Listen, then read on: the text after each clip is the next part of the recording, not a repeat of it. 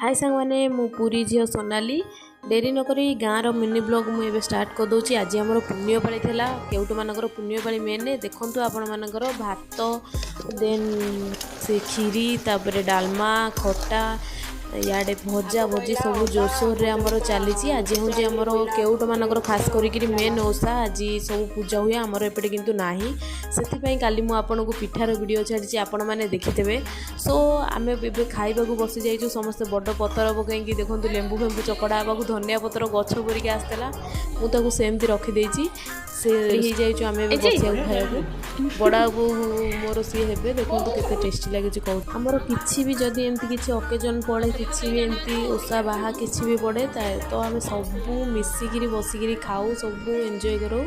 गोटे सिस्टरटा आसनी तार टिके देह खराब थी से आसी पारानी किंतु आमे मु बड़ बो बड़ खुड़ी समस्त सागर खास कर खाइबा को मत बहुत पसंद।